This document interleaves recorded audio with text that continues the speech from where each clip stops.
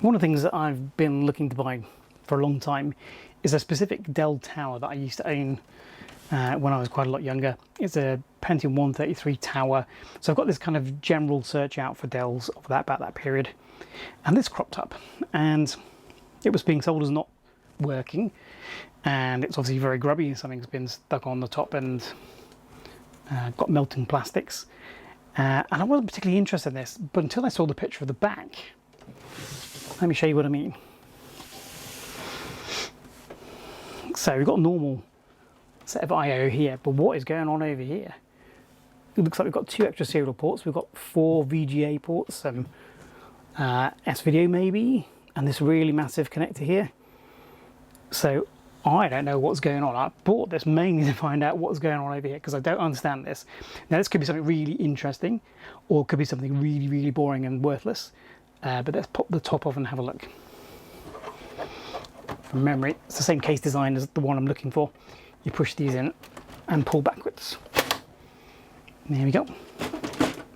All right. Okay, let me just tilt this up so you can see this. So, this is what I'm interested in. Some very long, full-length video cards by the looks of it. I say the video cards, they could be anything. I've got a loose IDE cable. Got another loose IDE cable by the looks of it. A very pretty blue heatsink on the CPU. Otherwise, a fairly typical layout. Intel based board with S3 onboard graphics. So what is all this? Let's have a little look. Should we go from the boring end first? So this is obviously a modem, sorry, network card. It's in a PCI slot. What is it? It's a 3-com, so fairly standard stuff. Brackets loose, interestingly. Things may have been plugged in and out of that a lot. So it's going to be 10100. It's a 3C900 TPO. So not a bad little network card, but not why we're looking at this system. What is this next one? I don't recognise the connector. It kind of looks a bit like a very large AIU port, but I don't recognise it. AMCC PCI Matchmaker is what's written on the chip. I've got no idea what that is. Looks to be in good condition. Maybe we can find something. But that's interesting, isn't it? Obviously pointless without the breakout cable. Interesting to know what it is. Let's do the N one because that's not even screwed in. So that's very loose. So this I think is an ISA card because they've got ISA slots down this end. Yes. So it's an 8-bit ISA card. Yeah, looking at these interestingly socketed ICs, it looks like it's a high-speed parallel serial ports. Amplicon Live Line Seaside Issue A. Never heard of that. Okay, interesting. It's a very interesting set of dip switches. I've never seen them flushed like that before. It seems to be in good condition. Hopefully that'll work. So what are these 2 monstrous cards?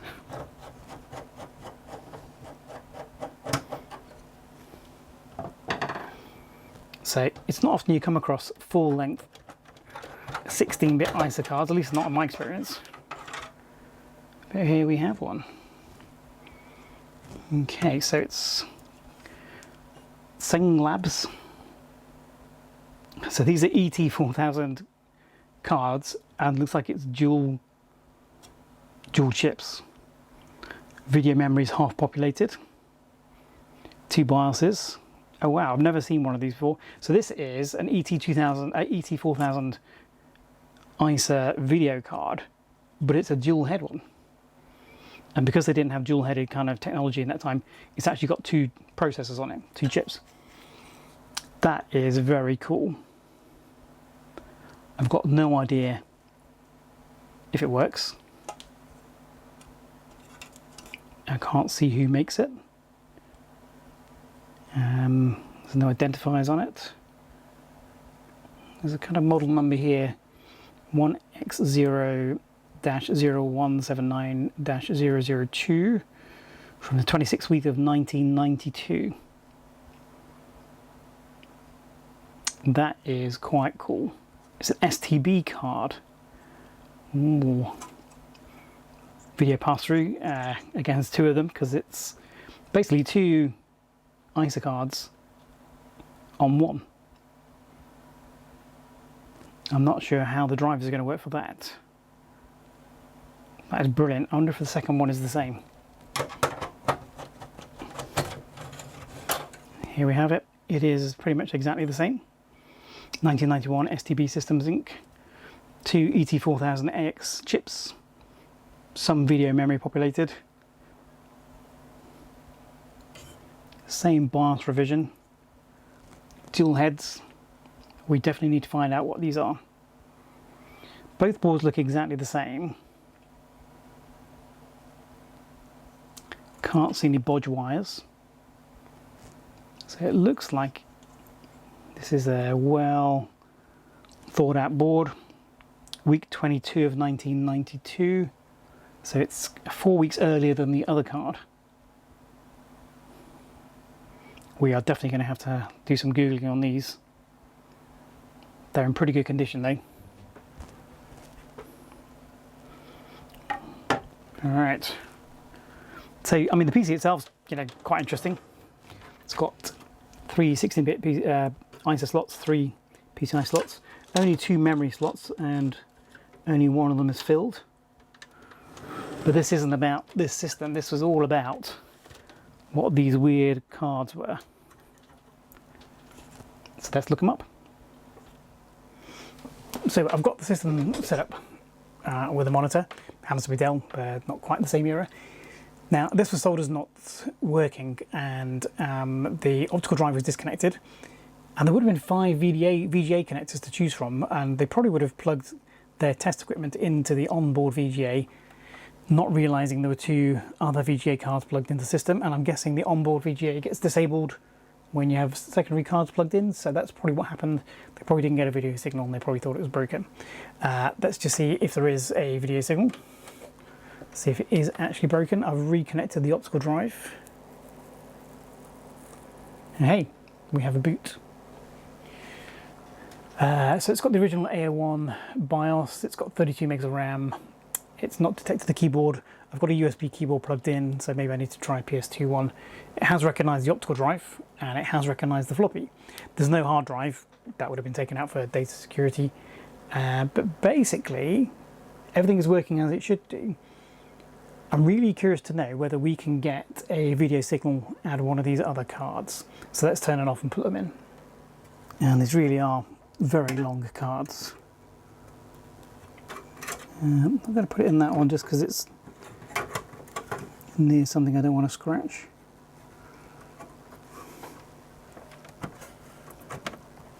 Make sure it's all lined up.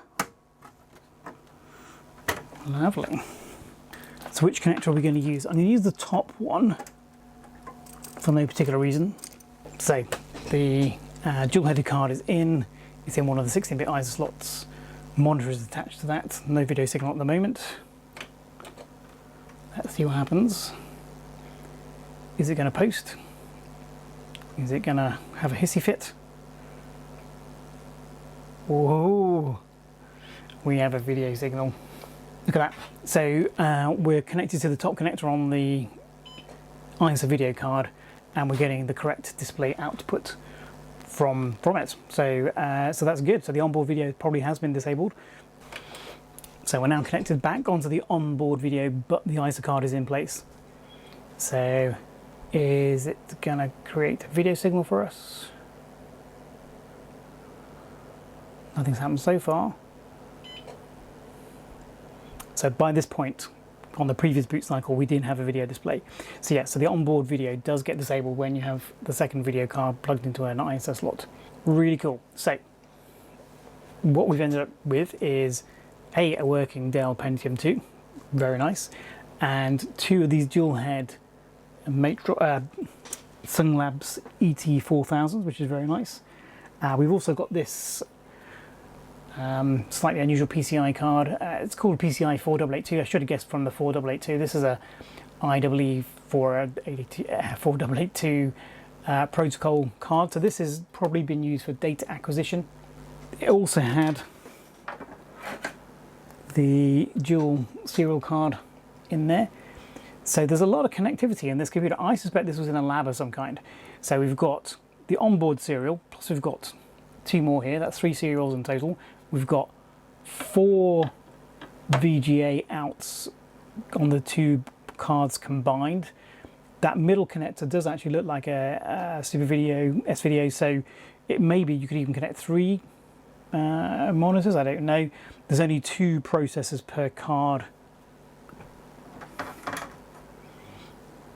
So here's the card. So there's only 2 processors, 2 banks of memory, 2 digital analog converters.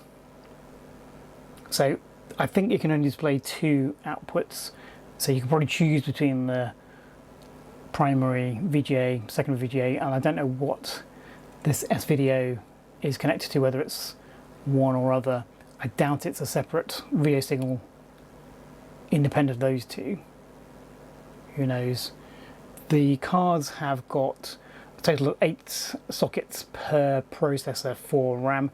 These are 256 by 4, so each of those, so each display processor has 512k of RAM. 2 BIOSes, as we talked about earlier on. So yeah, so basically this is a very interesting card. It's made by STB Systems. I haven't found any definitive information on it yet, but the one we just plugged in does appear to be working, which is really, really nice. So I'm going to investigate some drivers for this.